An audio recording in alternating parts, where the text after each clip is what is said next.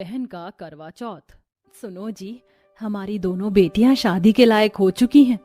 अब हमें इन दोनों के हाथ पीले कर देने चाहिए। जवान बेटियों को ज्यादा दिन तक मायके में बिठाकर रखना आजकल के जमाने में ठीक नहीं है। यशोदा जी, मैंने कई जगह रिश्ते की बात चलाई है, मगर आप भी जानती हैं आजकल के जमाने में बिना दहेज के अच्छे रिश्ते मिलते ही कहाँ हैं।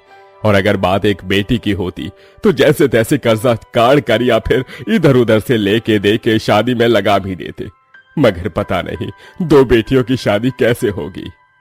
अपने गरीब पिता गिरधर की ये बातें सुनकर मेघा कहती है, बाबूजी आप तो जानते हैं शादी को लेकर काव्या ने कितने सपने देखे हैं। मेरी शादी भले ही आप गरीब घर में कर दीजिए, मगर छोटी की शादी में कोई कमी नहीं रहनी चाहिए। मेघा के मन में भी अपने ससुराल को लेकर बहुत से अरमान थे। कुछ ही दिनों में मेघा की शादी गरीब घर के मोहन से लग जाती है और बड़ी सादगी के साथ मेघा की शादी मोहन से हो जाती है। वहीं कुछ दिनों बाद कीर्ति की शादी एक अमीर पैसे वाले खानदान में पक्की हो जाती है और बड़ी ही धूमधाम से उसकी शादी अमीर बिजनेसमैन सुमित से हो जाती है, जहां उन दोनों बहनों को ये पता चलता है कि वो दोनों एक दूसरे की पड़ोसन है, मगर बंगले और कच्चे किराए के घर की नींव उनकी हैसियत के साथ रिश्तों को भी बांट देती है। फिर एक दिन, मोहन बेटा आज बाजार से आते हुए 5 किलो कच्ची कैरी लेते आना। अभी अचार लगा दूंगी तो सर्दी में पराठे के साथ अचार से ही काम चल जाएगा।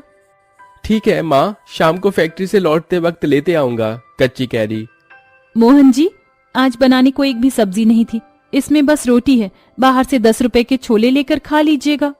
मेघा तुम चिंता मत करो, मैं खा लूंगा। अगले दिन मेघा की सास 2 डिब्बे अचार बनाती है। तभी मेघा कहती है, माँ जी क्या एक बरनी अचार मैं अपनी बहन को दे आऊं? हाँ हाँ बहू, दिया। मेघा बड़ी खुशी के साथ अचार की बरनी लेकर काव्या के बंगले में आती है। नमस्ते माँ जी, काव्या कहाँ है? मेघा बेटी तुम यहाँ बैठो, मैं बुला देती हूँ। काव्या बहू देखो तो तुमसे मिलने कौन आया है। अपनी गरीब बहन को अपने ससुराल में देखकर काव्या चिढ़कर कहती है, ओह मेघा दीदी, तुम मेरे ससुराल में इस तरह से अचानक? छोटी मैं तेरे लिए अचार लेकर आई हूँ। अब देख, एक तो हम दोनों पड़ोसी और ऐसे में हम दोनों सगी बहनों का ससुराल इतने पास है तो आना जाना तो लगा ही रहेगा। खैर ये अचार का एक फांक चक्कर तो देख कितना चटपटा है। ये बोलकर मेघा जैसे ही बरनी से एक अचार निकाल कर काव्या को खिलाने की कोशिश करती है, तभी वह गुस्से में अचार जमीन पर फेंक देती है और बड़े ही घमंड से उसे झाड़ती है। नहीं खाना मुझे गरीबों वाला अचार, मेरा ससुराल तुम्हारे पास है, इसका मतलब ये नहीं मेघा दीदी कि तुम जब मन किया मुंह उठाकर मेरे ससुराल चली आई। और ये कैसी गरीबों वाली सस्ती सी साड़ी पहनी है?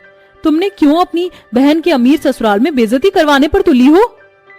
अपनी बहन काव्या के मुंह से इतना सब सुनकर मेघा की आंखों में आंसू आ जाते हैं और वो इसके आगे बिना कुछ बोले अपने घर लौट जाती है, जहां थोड़ी देर में कुछ मजदूर मोहन को घर लेके आते हैं।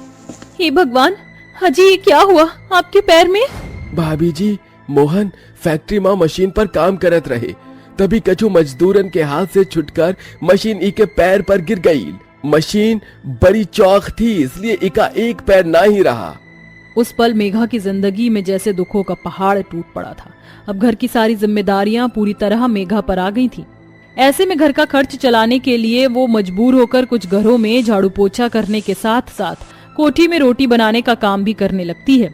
वहीं दूसरी तरफ काव्या की जिंदगी ऐशो आराम में बीत रही थी, जब एक सुबह अपने पति को सूट बूट पहना देखकर उससे प्यार जताते हुए वो कहती है, इतना रेडी शेडी होकर कहाँ जाया जा रहा है जनाब? काव्या, मैं ऑफिस के सिवा कहाँ जाऊंगा? सुमित देखो, आईने में हम दोनों की जोड़ी कितनी सुंदर लग रही है। आई मीन टू से मैं तो सुंदर हूँ ही, मगर तुम भी कुछ कम नहीं। गुजरते समय के साथ करवा चौथ आ जाता है। उस रात सुमित ऑफिस का काम खत्म करके घर लौट रहा होता है, तभी उसकी कार का एक्सीडेंट हो जाता है, जिसमें उसके चेहरे पर बहुत जख्म आता है, जिसके दाग और कट सुमित के चेहरे पर रह जाते हैं। वहीं गरीब मेघा करवा चौथ के दिन गिनती हुई कहती है, बस कुछ ही दिनों में करवा चौथ आने वाला है। मैं अटूट श्रद्धा और भक्ति से मोहन जी की लंबी उम्र के लिए करवा चौथ का व्रत रखूंगी। क्यों ना मैं इस करवा चौथ पर सुहागनों को मेहंदी लगाऊं, इससे मेरी थोड़ी बहुत कमाई भी हो जाएगी और मुझे सुहागनों का आशीर्वाद भी मिल जाएगा। गरीबी के चलते मेघा बाजार के चौक पर बैठकर औरतों को करवा चौथ के लिए मेहंदी लगाने लगती है। वहीं सुमित बड़ी ही उम्मीद से अपनी बीवी काव्या से कहता है, काव्या, 2 दिन बाद करवा चौथ है, तुम मेरे लिए करवा चौथ का व्रत रख रही हो ना? इस पर काव्या बड़े ही घमंड से अपनी खूबसूरती पर इतराते हुए कहती है, मैं और तुम्हारे लिए करवा चौथ का व्रत रखूं? शक्ल देखी है तुमने अपनी? हाँ। मगर काव्या, कल तक तो तुम मुझसे बहुत प्यार करती थी। मैं जिस सुमित से प्यार करती थी वो स्मार्ट डैशिंग बंदा था। अब बात कुछ और है। जाकर एक बार अपना ये कटा फटा चेहरा शीशे में देखो, घिन आती है मुझे तुमसे। दरवाजे पर खड़ी काव्या की सास ये सब सुन लेती है और कहती है, काव्या बहू, शादी के बाद ये तुम्हारा पहला करवा चौथ है और हर सुहागन को अपने पति की लंबी उम्र के लिए व्रत रखना ही पड़ता है। अजीब जबरदस्ती है। मेरा मन नहीं है तो मैं क्यों रखूं व्रत? करवा चौथ नहीं हो गया कि कलेश हो गया। ठीक है बहू, कम से कम लोगों को दिखाने के लिए झूठ मूठ में ही सही हमारी इज्जत रख ले। फाइन, रख लूंगी, अब खुश। काव्या महंगी मेहंदी वाली से अपने दोनों हाथों पर भरी हाथों की मेहंदी लगाती है। उसकी सास उसे करवा चौथ की सरगी में बड़े ही अरमानों से लाल रंग की महंगी सी साड़ी, सुहाग और श्रृंगार के सामान के साथ मेवे, मखाने, मठरी से भरी थाली देती है। वहीं गरीबी के चलते गंगा अपनी बहू को सरगी में थोड़ी सी सिवई बना कर देती है। तेरी इस गरीब सास के पास देने को ज्यादा तो नहीं, मगर इसे ही अपनी सरगी समझ ले। बहुत बहुत शुक्रिया माँ जी, मेरे लिए यही बहुत है। और अगर मेरे पास कुछ नहीं होता तो भी मैं मेरे मोहन जी की लंबी उम्र के लिए ये करवा चौथ का व्रत जरूर रखती। अपनी गरीब पत्नी के मन में अपने लिए इतना प्यार भरा देखकर मोहन रोते हुए कहता है, मेरा एक पैर क्या चला गया, कितना लाचार हो गया हूँ मैं। तुम्हें करवा चौथ के लिए एक साड़ी भी नहीं दिला सका और न ही खुला खर्चा दे सका। मोहन जी, मेरा श्रृंगार तो आपसे है, आप ही मेरा गहना है और मैं बहुत खुश नसीब हूँ जो मुझे आप जैसा पति मिला है। मोहन के एक पैर कट जाने के बाद भी मेघा का प्यार उसके लिए जरा भी कम नहीं होता। करवा चौथ के दिन सुमित अपनी पत्नी काव्या के लिए करवा चौथ का व्रत रखता है। वहीं काव्या करवा चौथ पर सारा दिन अपने पति को कोसती रहती है। इस तरह से मुझे घूरने की कोई जरूरत नहीं है। तुम्हारी शक्ल देखकर मुझे घिन आ रही है और मत भूलो ये करवा चौथ एक ढोंग है, समझे? हाँ।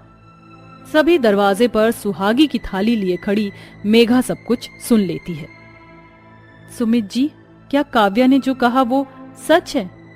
काव्या, क्या सच में तुमने सुमित जी के लिए करवा चौथ का व्रत नहीं रखा?